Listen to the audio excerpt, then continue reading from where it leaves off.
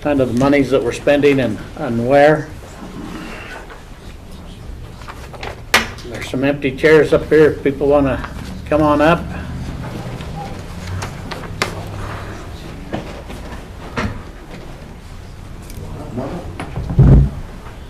So, first of all, a couple of the projects that we've already started. At the wellness complex, we have the sewer line. Any comments on that? Questions? Where we're at? How much money we've spent? So, Commissioners, I did check with the engineer in charge of that project this morning, and he did report back that they have a single change order so far in the project. It's not complete. They have about 400 feet left to complete once the spring arrives, but it is a tougher section, meaning it's more complicated to move through. But they had a single repair order, a change order that had happened. He estimated for me at $1,000, but that's not huge, but that's what he reported. Okay. And we designated $1,500,000. 1.5.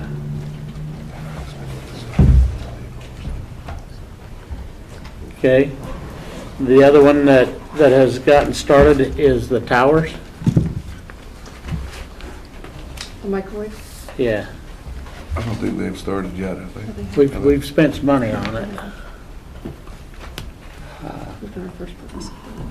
Yeah. And what did we designate for that one? 900,000. 900.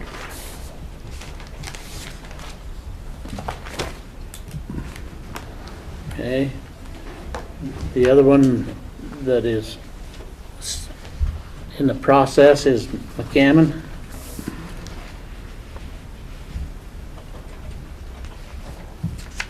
And we have $1 million.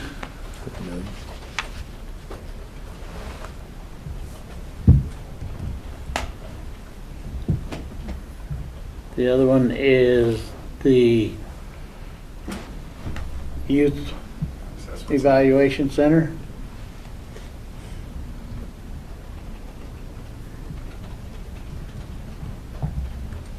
How much have we designated that right now? We just added 2 new ones, so give me one quick second.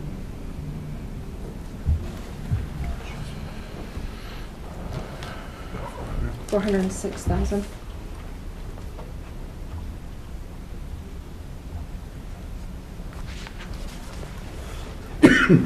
And then the other one is the forensic pathologist.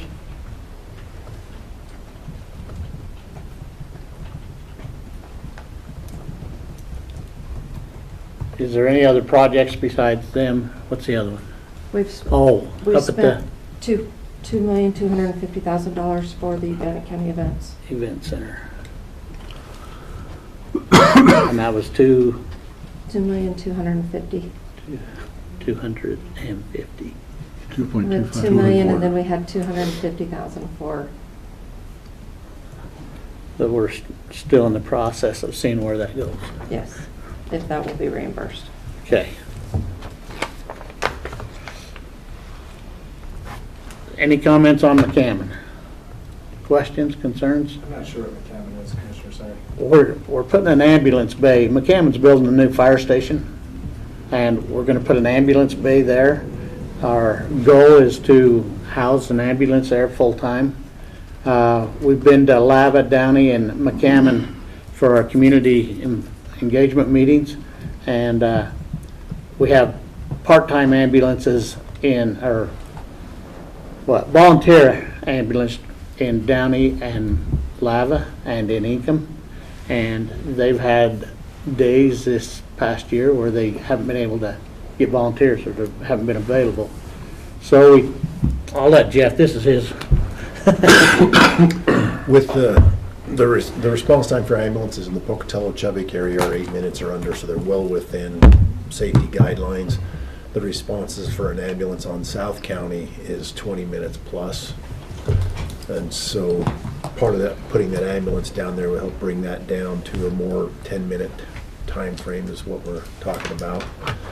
Keeping that volunteers where they're at, but this would be that more advanced life support, and when the volunteers are offline, then we can provide primary support. And the other issue with taking the ambulances out of Pocatello to go down south is the transport rate from down south back to Pocatello is only about 40%. So if you take an ambulance to go down there, you lose service here in Pocatello by a couple of hours, and also billable time. So that's the direction we're traveling, why we're doing that. And then the volunteers, we're having a tough time replacing as some of them get older and have had enough and can't do it. When we was down in Downey, the lady that was there says that weekend she'd been at church. So she's out there in the ambulance out in the middle of the interstate in her dress trying to retrieve a body, you know. So, and then as we was in Lava last night, they voiced some of the same concerns. They have full-time jobs and just tough to have them going. So it's a project that we felt was very worthwhile to benefit the county. The other thing you could add on this is possibly the jail roof, depending on what we need to do there. I don't know if we want to throw it there or put it in federal dollars. That's what, 190,000, 196? Or we could just pay for the full roof there and keep the 750 in general fund reserves. Right now, we have, without the roof putting in there, we have just under $2 million available, depending on how much the forensic pathology is going to cost. I'm estimating high at $9 million for the pathology, and that's where that $2 million comes from. So if it's less, we'll have more than And I like your idea of maybe putting, if ARPA funds can cover that roof, and then we take that and put it into general funds, that we have more options of spending that money, and we designate where them ARPA funds are going, and make that reporting easier than splitting it up into 4 little projects or something. So I like that thought pattern myself.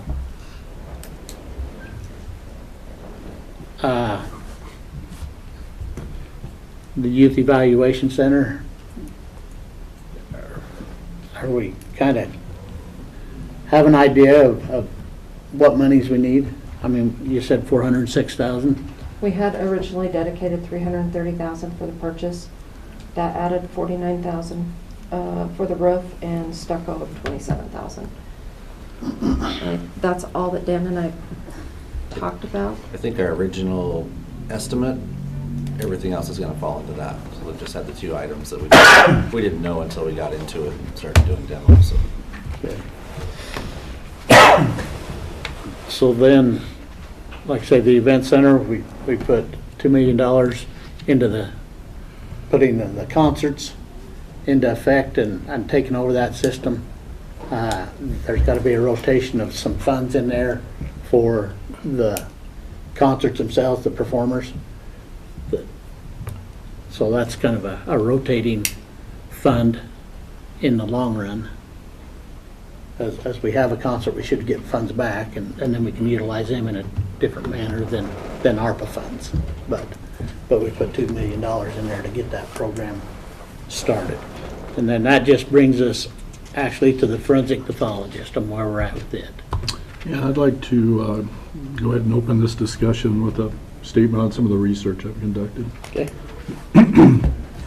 So prior to our meeting on January 12 of this year, it was reported that Bannock County was committing $2 million of ARPA funds toward the construction of a forensic pathology lab to be built in partnership with Idaho State University, which would contribute a building to the project. The justification for the project was that it would save both time and money. A proposal letter referenced in an East Idaho News article dated March 12 of last year and speaking to the ongoing lab operation said the program is expected to be self-sustaining through user fees from participating counties and the streamlined effectiveness of death investigation.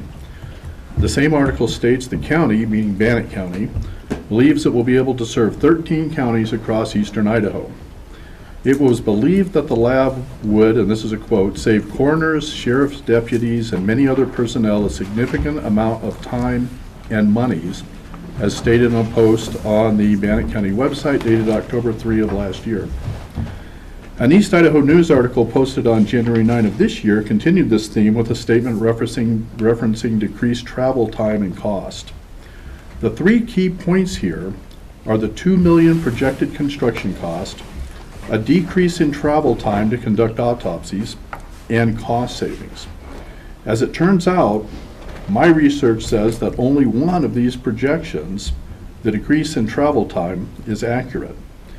Consider the construction cost. At our January 12 commissioner meeting, we were told that the cost was now projected to be between $7.5 million to $7.8 million. The comptroller in that meeting informed us that she was estimating $9 million, and this was for good reason. The Smith Group, hired to build and set it up, said that construction and setup costs were projected to be more than $9 million. If construction and setup costs are kept at $8 million, something that I think is unlikely given the current economic situation, that is still a 400% increase from what we were initially told. I'd like to point out also that the Ada County is currently constructing a forensic pathology lab at a cost of over $30 million. As for ongoing costs, I received the initial budget analysis that had been done for this project, and it showed that the cost per autopsy rises to $6,000 in the first year. We're currently paying $2,000 per autopsy. That's $1,850 plus $150 administration fee, a total of $2,000 per autopsy when we take the autopsies up to be done in Boise. Should that number hold true, $6,000 cost per autopsy is an increase of 300%. However, that projection assumes that the number of autopsies done throughout the region jumps to 120 from the current number of about 85. That's unlikely given the significantly higher cost to the counties projected to use the facility. Further, the Smith Group projection states that we will only reach 105 autopsies at the current rate of growth in 30 years. Over those years, cost will undoubtedly continue to rise. Finally, consider the decrease in travel time. It takes about 3 hours to drive to Boise and another 3 hours to drive back. This is the only area in which we see a benefit for Bannock County. But as we heard 2 days ago when our coroner submitted his annual report, his office only saw 25 autopsies done in all of 2022. What this all means is that should we continue to move forward with this project, we're looking at spending $7 million to $9 million and increase our annual autopsy spend by $100,000 to save 6 hours of driving time twice a month for a handful of people attending autopsies.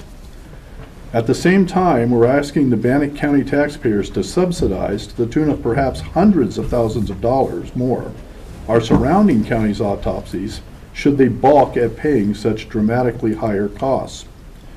For these reasons, I would propose that we terminate this project effective immediately.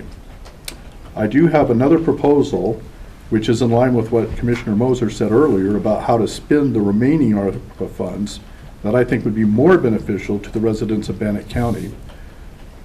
And that is to address the approximately $16 million in identified deferred maintenance and renovations to existing buildings that we already own, thus taking this expense off the backs of the taxpayers both now and into the future. I have a couple of final thoughts. Bannock County residents have been asking for tax relief. Using the ARPA funds to remove maintenance expenses from the budget will deliver that relief by lowering ongoing spending, which will only cost significantly more over time if we don't address it sooner rather than later. In addition, it frees up a pool of money that can be used to address salary compression in critical positions, such as currently being seen in the sheriff's office, the prosecutor's office, and everybody knows we've had difficulty in hiring mechanics. With respect to wages and benefits, I don't think that we can justify adding a forensic pathologist and staff at a likely cost, including wages and benefits, of close to $500,000, about $300,000 of which is for the forensic pathologist position in wages alone. And if we did have this money to spend, I believe it would be much better to spend it on the aforementioned current needs, in shoring up law enforcement and other statutorily obligated services that we must provide to our constituents. Bannock County residents are paying the cost for these federal dollars being pumped into our economy right now. They are paying through inflation, driven by this largesse every time they go to pump gas or buy groceries. In my opinion, we should use these funds to help alleviate the real burdens of inflation and skyrocketing property taxes. But I welcome others' thoughts to weigh in on this idea. Thanks. Thank you. Comments? I guess my only comment would be is, I know I made this comment when we were talking about jail expansion, as those costs started rising, when we first started talking about those jail expansions. And I remember asking that same question was, at what point is that point of no return where you get vested in a project that you just keep going because you invested so much time in it, or at what point is it now the cost has exceeded the idea of it? Because I know when we first talked about this, we were having issues with the Boise coroner's office. They were actually denying our autopsies and pushing us away. Basically, we had nowhere other than trying to outsource somewhere else. So I know that discussion was, because we were afraid we weren't gonna have anywhere to go. So it was a real problem at the time. And I don't, has it been an issue lately? I don't know. No, from what I've understood, based on a lot of the issues stemmed from COVID caused issues, but prior to that, it was just a lack of doing the investigation properly. They weren't willing to put their doctors at risk, right? They weren't doing a good enough an investigation. They didn't have enough documentation, so they were like, you know what, we're not. Either you have to complete all of what's required, or else we're not going to provide services. So we haven't had an issue. They've never denied. In fact, they've got a double schedule for tomorrow for me. So they work well with me. We got zero issues that way, other than travel time, of course. Yeah, so I don't know. I think the service is invaluable on this end of the state. Right. But I don't know to what end. Where's that cap on where you say, well, we may have to wait? I don't know. Is that number, so John, you threw out that number about $6,000 per autopsy. Where did that come from? That was a number I got from Commissioner Huff from a analysis that he had done, I think, early on in this project. Is that right? Correct. That was a very early on analysis when we were just trying to figure out where numbers are at. And since we've brought our consultant on board, that number is actually, and we'll have firm numbers on this next week, but that number's down below 2,000. About 2,300 2,300, the actual cost. Mhm. Yeah, so that includes per autopsy. for the salaries, 2,400. the expenses. That includes everything. Because that was the biggest concern to me, is the cost per autopsy, because we're banking on our region using this facility, and they're not going to do it at $6,000 an autopsy. Well, no kidding. Yeah. So I So think that, initially, we may have had the 13 counties, but it's up to about 20 now. We Yeah. consider Twin also coming as well. And that number was really high, just because we thought it was going to be a smaller amount of counties coming, participating. Dottie, the consultant, also has talked with coroners on this side of the state, and they've all assured her that if it is closer, they would love to utilize it for, kind of like Tori knows, more of the crimes that should be investigated probably, or not crimes, but more of the deaths that should be investigated. So they all anticipate those numbers will be, Smith Group offered about 87 their first year, they thought. She thinks, in speaking with all these different coroners on the eastern side of the state, that it would be closer to 100 conservatively, maybe 120 first year. But if it gets in and, gets going, and these coroners aren't having issues and they're seeing resources being saved on their end, time, travel, money, all that it could get higher than that. I know Smith Group, I think, was it 105 that you mentioned, John, in 30 years? They say 105 in 30 years, and even in 50 years, we never get to 120. I have a hard time with those numbers based on what they've been telling Dottie, just because the growth, even if we're not growing necessarily hugely in Bannock County, there's a lot of growth around us, and the different corners have stated otherwise to her. Tori, I don't know if they've said the same things to you, that they would plan on utilizing that facility for more of the suspicious deaths, or As far, so I'm sorry, repeat the question. have the coroners in the surrounding counties in Eastern Idaho, Oh, yeah. have they all said that they would be more willing to bring more of the cases that you guys are looking into, rather than just, what are the automatic ones right now? Infant death, suspected homicide, and there's one more that's supposed to be an automatic, from what I understand. Yeah, well, when you're talking about age, youth, right? Yeah. So it just, Officer yeah, officer involved. involved, any officer involved. We do in custodies too. That's not required, but that's just good practice. It's smart. I mean, if it's here, it's a no-brainer, right?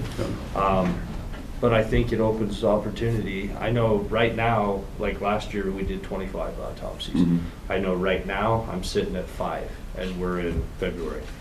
So I think that there are, everybody's got their challenges. We have drugs, we have, that's the forensic standard is drug overdoses should be autopsy. And that's another one, yeah.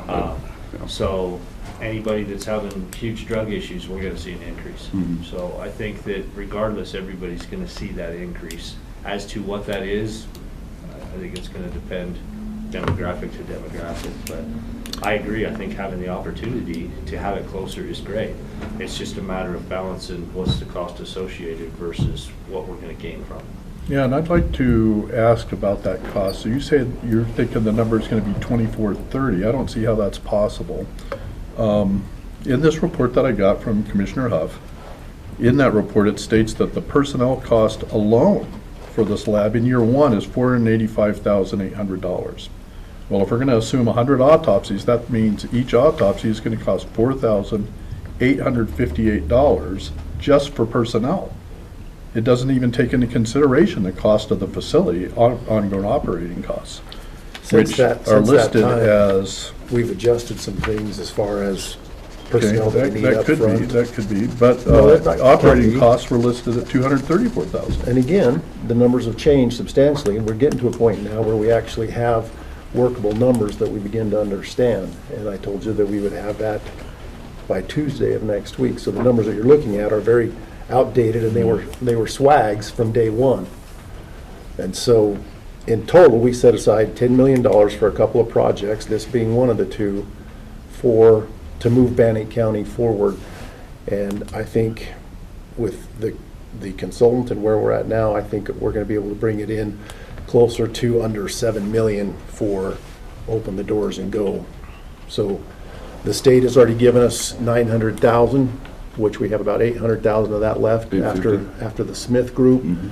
So I'm anticipating Bannock County's check or portion of that to be in that $6 to $6.5 million range. So what are you looking at as your current cost for personnel? Because I understand there's 3 personnel needed minimum, which is the forensic pathologist, a technician, and one other, a transcriptionist, I believe, or something like that. What are those costs total, including the benefits? The forensic pathologist with benefits is around $350. The forensic tech, because we won't have the volume to be a full-time, which the numbers you saw, we're assuming a full-time, it would be about half where we're at there. And the transcriptionist, we've actually found some other software that would allow us to do what we need to without having a full-time transcriptionist at this point in time. So again, those numbers are down substantially from the initial. But you're talking about 400,000, Potentially for the first year, yes. which would be 4,000 per autopsy just for personnel. If Well, you're going it's to do not, 100 it's not, autopsies. it's not gonna be a full year on that first one. So the first full year, we would anticipate our autopsies being more than 100, which would bring that cost down. But our per autopsy cost, again, staying in that $2,300 range is where we're going. Yeah, I don't see it. I don't see how you get there. I'll Even just tell you- personnel alone. What is the operating cost you have on the building? We're still getting those final numbers. I'll just tell you where I'm at. I think that we've come a ways on this project. We have ARPA funds. We're not taking tax dollars. ARPA funds cannot be used to relieve tax payment in the way it's set up. So I believe that for something that has longevity, that this would be good for all of southeast Idaho.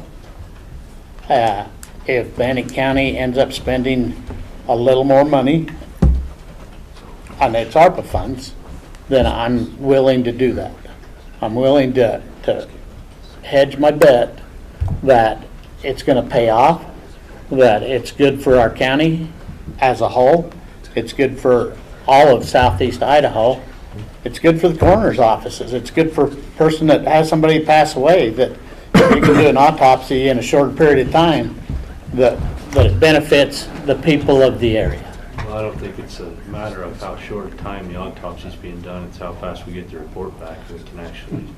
Correct. Which is the same thing to me. Yeah. I have a question, I truly don't know the answer, so, we were looking at the two buildings, did we settle on the one? And then secondarily, right now, ISU owns that building, right? And then, so they'll continue to own the building, but we will basically own the forensic lab inside that building into the future. Correct. 'Cause I know it had been kicked around at one point, and I don't know if there's been a discussion on it or not, whether or not we maintain the facility with some sort of MOU or contract that we get our autopsies for free because we put all this money in, or if that would be basically given to ISU in the future. Is that discussion? Say that again, sorry. So is there a possibility that ISU would own the entire facility, including everything, the inner workings in the future? No. There's a potential the state could take it over, and it would operate at ISU, but it wouldn't just be taken from Bannock County unless, elected officials So we decided. we would retain ownership of all the assets? Yes. Well, yeah, it would be because it'd be Bannock dollars that purchased that. So we would retain assets. But obviously, if the state goes in and takes it over, I don't know that we would want to necessarily retain assets. You just gift it to them for $1. Right. We don't want to maintain assets that we have to monitor over there that aren't ours. I'm just thinking from my side. Sorry. I think that was the goal initially, was eventually the state was going to play a role in this, That is correct. right, in the long term, which is, Where's the state on that? Those talks are ongoing. I've had a couple talks with legislators about helping fund some of this as we go forward over the next couple of years while we get our autopsies up, because again, my primary goal is to not have Bannock County foot any more additional bill for the ongoing operations of this. And the conversation with the legislators that I've talked to is very positive, and they're willing to look at that and try to put that in because they see the need for this as a regional facility. So I guess my question is, is there language out there that protects this from, we're putting everything into ISU, right? So is it an MOU or is it a contract? How is that discussed so that, like, what happens if ISU just says, you know what, we're not getting the academic bang for our buck that we thought we were gonna get? What protects us? Is there any language that protects that? Because it seems that we're putting an awful lot of money and planning and resources into this. What happens if they pull the plug because we did it on their property? It's not like we can just pick up our ball and go home and set up shop somewhere else. So, Brian? that was the whole idea about establishing something here that was Right. gonna protect that. So I guess my question is there language there that protects us? Yeah, I know that's being looked at right now as part of this whole process in the facilities agreement. Mm-hmm. And so, like, if it's on ISU, obviously it'd be terms and conditions that ISU needs to agree with, and then the commission needs to agree with to make sure that those interests are protected. So that would be encompassed in a facilities agreement contract. But to answer your question, we do have an MOU already in place that's been approved of by both ISU and the board. And now we're working through a licensing agreement that is specific to the facility. So how long does an MOU give us? Because we're talking, I think the original projection was 3 to 5 years to actually see an ROI, right? Right. So if we're looking to return on investment and, pump back into this, is there anything there that's set up that protects us past the point where we're actually going to see any ROI? Or something that's going to help offset the cost of the ongoing taxpayer contribution. And that's part of the licensing agreement that we're working on now. Is that ongoing? Which one is this? I know, speaking on the law enforcement side, historically, This one has and I can probably speak on behalf of whether Yeah, it's that's a the city entity, county entity, and state entity on this side of the state. Is I know historically, and you can probably back me up on this, is we didn't do as many autopsies because of the fact that we had to go, we only did the ones that were, we talked to the prosecutor and say, yeah, but there was other ones that you just never even suggested you do it because it wasn't gonna be worth the time and effort or, and when you take the protocols of most agencies in law enforcement, I mean, a lot of them almost do autopsies on all deaths. I mean, I don't know if we ever get to that point. I think Ada County does. Right, so, I don't know, I think the situation could get more challenging if someone doesn't do something. Well, you've had pretty overwhelming support for us doing this through your Through the Sheriff's sheriffs, and Association. that's talking on behalf of the sheriffs, that's, and I know the municipalities are all in the same boat as far as I would venture to say that probably more autopsies performed, because I know as detectives, we're like, wow, Well, I know autopsies out of the question, I know in my career, I've been here long enough, worked for the county long enough that I actually worked with Chip Garrison, that was a forensic pathologist in the past, that was in our community, and actually had the experience of going out with him and doing autopsies and working with him and getting that education, which did help me in my career when I was investigating murders and big suspicious death cases, which was always a benefit to me. So that's a really big positive of that. Also, too, I've seen in my career where I have gone to the coroner's office and I've had very suspicious deaths where I've asked for an autopsy and they flat out told me no. And this would definitely cure that problem, too. But also, too, we also have a financial obligation, too, that, I'm gonna be honest, we just found out yesterday we're losing like 3 more people. So going forward too, we also, it'd be great to have a forensic pathologist. I'd love to have that, but as long as we're fiscally being sound in that direction going forward, because, we're still having a hard time retaining employees. So we want to make sure that, if, we're not taking those monies and not using them towards something else that could, kind of release some money that we could use towards our personnel budget too, which wouldn't be ARPA, it'd be more sustaining, the sustainability of the project. Yeah. The freed up monies, the part about taxpayer relief and having the extra pool of money is the same thing that Commissioner Moser talked about with this earlier project. It frees up money in the general fund. So we're not using that money to pay employees or to solve the wage problems and so on. But by freeing up money in the general fund, it has that beneficial side effect, which to me is far more beneficial to the people of Bannock County than saving a couple of trips a month driving time, so. I think it is the trips, it's the actual fulfilling a valid investigation and more suspicious deaths that happen. I mean, we can dumb it down to saying it's just trips, but it is, I think you're gonna have more agencies require an autopsy. Because it needs to be done. Well, I think it depends on what the true cost is, and there's a difference of opinion here on what the true cost is. When I do my analysis, I don't see how you ever get anywhere near. That's because you have old outdated numbers that will get you some new ones next week. But I want to address something that Tony said. I worry every day about getting too far down this path and passing that point of no return where it's like, nah, we've invested too much time. I ask myself that question every day. And I still come back to the fact that Bannock County has an identity issue. For so long, we have felt like we're the bastard stepchild of Idaho, and we have this negative connotation about who we are and what we are, and it's hampered our growth. You look at the last census numbers, 3% growth over the last 10 years is ridiculous. Doing something like this helps us be a leader in the state, which is important because we need that identity to help us grow.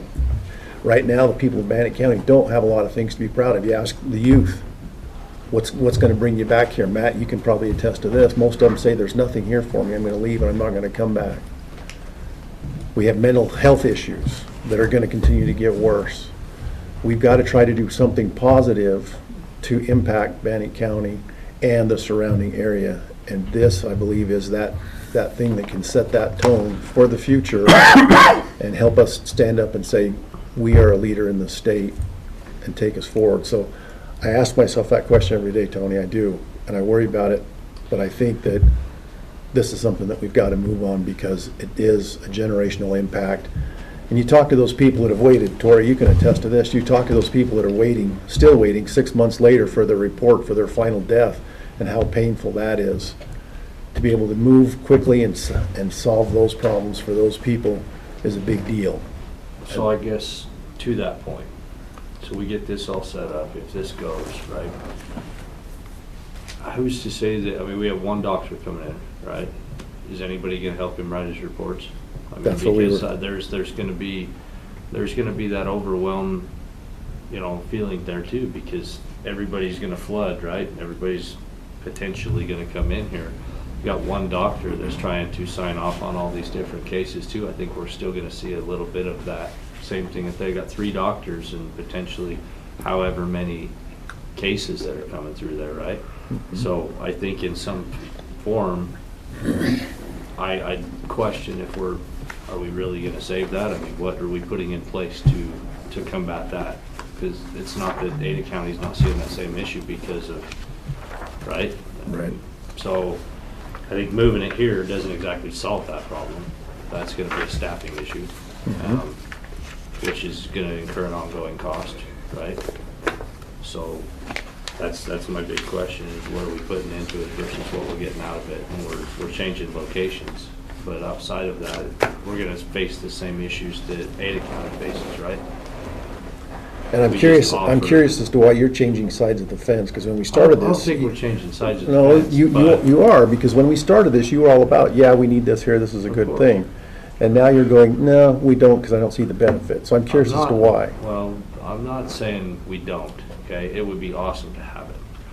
But I think that some of these issues that we speak to, we're gonna fix, like we won't have this 6-month wait. We don't know that yet, because that doctor's gonna be overwhelmed. He's gonna have the same issues that these guys have, right? Unless we put the staffing in there to cover that. So I just am clarifying some statements as far as, we don't want to just say, well, doing that is automatically going to fix that. I don't think that that's an operational issue. That's not a geographical issue. Moving it here is not going to change that. We don't know that it won't. Well, I agree, but that's the point. It's not that I'm saying, I like the idea of having it here. Everybody likes the idea of having it here. My concern, especially like the chief said, it's operational costs ongoing. Are we going to burden the county to have to subsidize? And what is that going to do for those of us who already have some ongoing issues? That's my only concern. It's not that I'm not for that, but I always want to make sure that we're making these conscious efforts. And does that really fix this, or does that really solve the problem? I guess it's like putting an elevator in my house. It's convenient, but is it financially appropriate, right? That's all I'm trying to balance. Is there, But- oh, Can I just? Yep, sorry, go ahead. I just want to add something too, though. And we're speaking from our benefit, how I want to defend that there is going to be more autopsies that will take place. Just because from my experience on the job, from the autopsies I've seen that's been turned down that we've asked for, and the suspicious ones we didn't even ask for because we knew we were going to get turned down, we'll be able to do those. And it's not just our county that'll be doing that, it'll be the surrounding counties will be doing the same thing, because I know they go through the same thing where they're like, because of financial problems and manpower and time, I think they're gonna do a lot more autopsies here if we do have that facility here than if they were gonna have to take them to Boise. And there's some of the other benefits too is just, I mean, I could think of my career of some of the things that has occurred, like we'd have to transport bodies up there. I've actually had to transport bodies in my vehicle up there. And that's just something, I shouldn't, as a police officer, have to transport a baby to Boise in my own vehicle. That's kind of a weird thing, and, you know, if we have that facility here, we wouldn't have to do those kind of things. We'd be able to, and just the hands-on knowledge and experience that our officers are gonna get from having that here too is gonna be a huge benefit. So I don't wanna take away from, there's gonna be a lot of benefits, and I know, because I could see the benefits, because I did this, me and the sheriff did this. We're detectives for 20 years. And just to back what Commissioner Huff said too, that also helps our community too. And I see how that helps our community, because our community's growing, and it's going to continue to prosper and continue to grow. And I think this is one area that could benefit us, but I also believe in being fiscally sound too. So we got to be able to afford it going forward too. Is there, so some of the talk has been about it being a learning facility for ISU too. Is there any financial benefit that we can gain from that in ISU helping fund ongoing staffing issues? There has been talks, and we've started, Dottie's been talking with them about creating the programs to help with that. The first year, while we're getting things up and running, their request of the pathologist is more of just a guest lecture from time to time while they get their programs up and running. So the answer to that is yes, but we don't have that nailed down yet because those talks are just beginning. So I think we've hashed this out. We have conversations. And the way I look at it, I think that I am willing to commit $7 million right now, which comes within the boundaries that you said, and I move forward with this. So we have 1, 2, 3, 4, 5, 6, 7 projects right here that we've talked about, and I think that we're moving. My idea, my motion would be that we move forward with all 7 projects at the current time with the amount of monies that we've designated for it. Yes, ma'am. Really quick, so the $7 million is going to fall under one of the expenditure categories, correct? One of the ARPA expenditure. Okay. As long as it falls under there, we can afford it. Yes. That is the goal. So is that your motion? I would make that as a motion. So, And can we do a roll call vote? we can. We should. Nancy, would you go ahead? Commissioner Moses, Yes. Commissioner Huff, Yes. Commissioner Crowder. No. Okay. We have 1 no, 2 yeses, so motion passes. So with the remaining funds,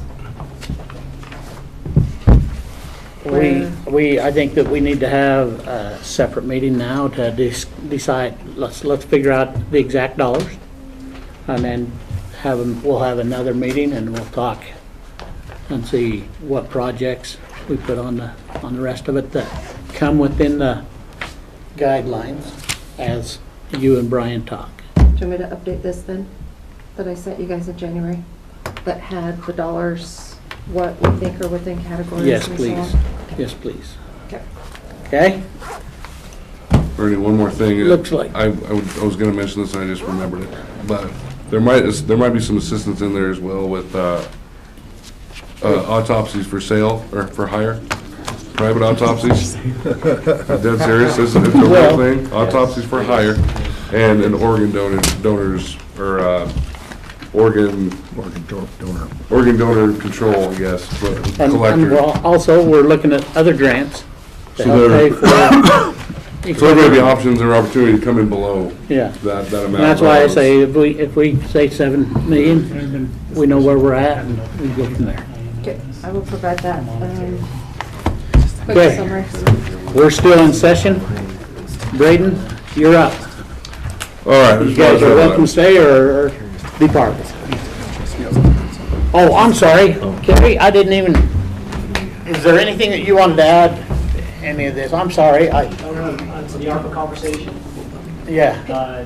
No, I mean, of course, we're interested in making the court operations move along smoothly at different times. And, we've been waiting on trial dates because of completion of work, but at the end of the day, the questions asked are the same questions. Okay. What option would be the most financial, beneficial arrangement for the people of Bannock County and South Central? You guys are asking this question. Thank you. Oh, sorry. You sit back there, I didn't even pay attention. All right, you're up, Braden. Okay. I just wanted to have a general discussion. I know Commissioner Huff and I have kind of individually just thrown this idea around. I haven't talked to the two of you about it yet, but I wanted to come in and present it regarding our internal conflict public defenders. Kind of something that we've maybe thought would help with that office is if we, right now we're seemingly doing okay with one attorney.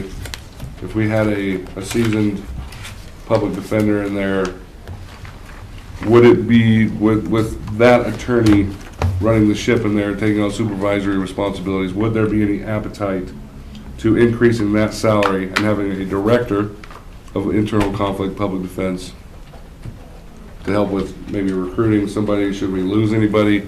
We've had, the second position has been posted for going on 2 months now. We've had one applicant. I know that's kind of a theme among the attorneys right now, is the pay is just not great everywhere. So I didn't know if that would be an idea that we'd want to float before the three of you to increase that and take it from 2 positions to 1 with added responsibility. Just kind of something to. And we'd have to talk about the wages and stuff. But I am not interested in making one person with one person in the office or 2 people in the office comparable to the prosecutor or the public defender. I mean, they have a lot more duties and responsibilities. Well, another reason we would consider elevating this person's pay, I don't know if they would quite reach that level, but it would be just because they have 2 active full-time caseloads. So I have a question with that. So with the director, if you hired another conflict PD, would they have any supervisory authority over that new hire? Well, no, if we were to increase it to a director level position, we would probably not consider hiring the second position. Oh, so keep it in one position. The only reason I brought that up is because if you brought another one on and they were supervising them, the good thing about having 2 conflict PDs is they could, for example, if one of the conflict PDs had a conflict, they could switch it to the other person. And if that person was supervising that had the conflict, that could cause issues. But to me, that's why we have the contractors off to the side. Right. I mean, I think I'd really like to see all this go to the state, and I don't want to start acting on this ahead of time. I'd like to see what the state's going to do and what they say before we make a lot of commitments for the county itself, is where I'm at. Yeah. Well, that was a question. I didn't know where the timeline is, potentially a year. I didn't know if there would even be an appetite for this, so. Well, and I think that we've struggled along with it right now and offer another person more funds. 24. Sorry, we were debating if the state should be taking over October 1. Yeah. So we're talking 7 Well, months. the truth of the matter is, Cross my fingers. I mean, if you look at the amount of monies that we're putting in there with both grants and county funds and conflicts and in public defense, I'd really like to have the state have that responsibility, and it's already in progress. And if it gives us more opportunities to argue with the legislature to get on the ball, then let's argue that. Okay. Instead of putting all this back onto the county or onto, that's where I look at it, yes.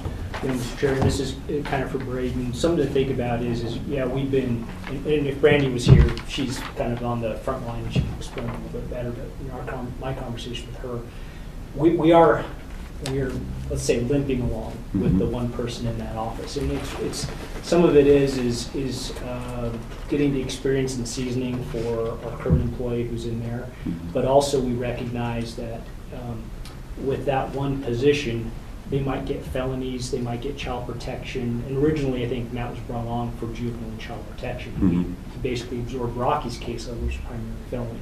The challenge with that is, even if he has all the expertise, he can't be in multiple places at the same time.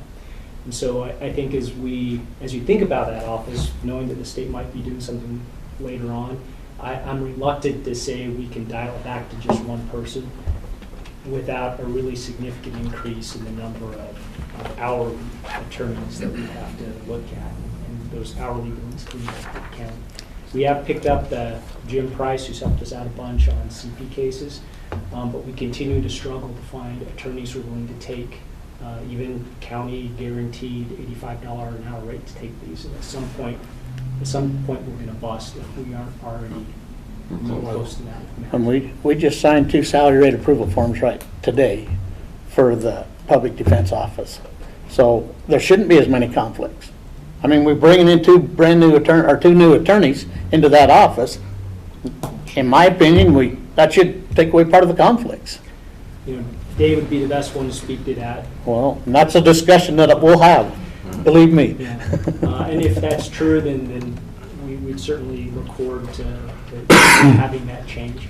But even when Dave was fully staffed, we would still have X number of conflicts because the office ends up conflicting regardless of individual conflicts. But I don't speak for Dave.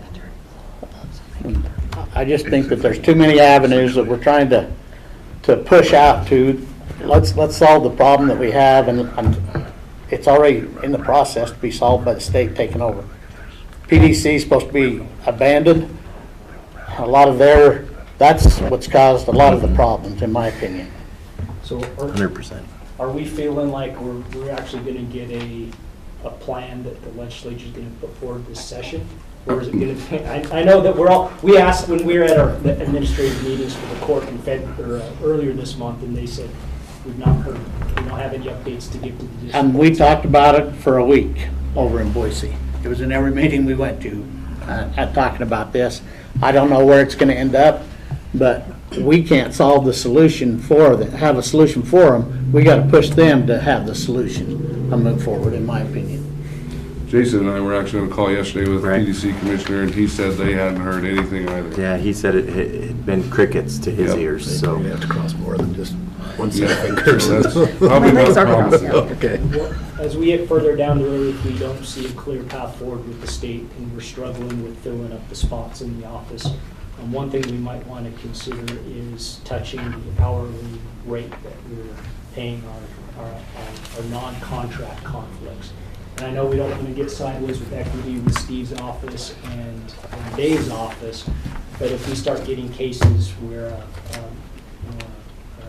they're indigent and public defender's been appointed and we can't place them because no one's willing to do the work for $85 an hour, I'd bring Judge Carmel in, and I'd appreciate us having a conversation if we can change that hourly rate. And we can bring him in and discuss that at a later time, but On this I note, also have a problem with,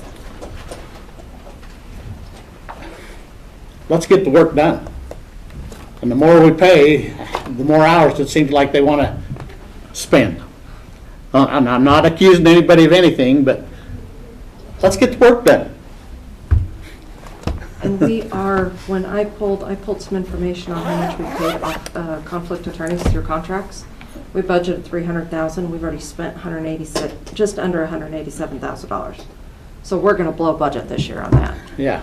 Which we might be okay because with Rocky's vacancy, we can move money down. But it depends on. But it's still February. Exactly. And we're not even 6 months in and we're over. I mean, we're going to be in trouble with this. So that's going to be an issue that we'll talk about more later too. That's why we need to be visiting with every one of our representatives and House members, and it needs to move. This is very vital to counties. But if we do change the contract rate, that's going to hurt even more. And we've tried to reach out to different attorneys who we see frequently on the public defender bar to see if they can reach out and submit a letter to the county. And it's typically we would love to work. The county's good to pay us, but we're not going to do it for $85 an hour. And so I think they're out there, but it's going to be a money question. Yeah. We're in the same position as we were when we moved it from 65 to 85. So, Yeah. We're here to work with you as we go and try and solve this problem. thanks, Gary. Every time, just like every message we got from Hal today, every time we think something positive's gonna happen, something negative tears us back down, it seems like. I mean, well, we had 2 attorneys, we thought we was going the right direction, and how long did that last? A month, 2. Well,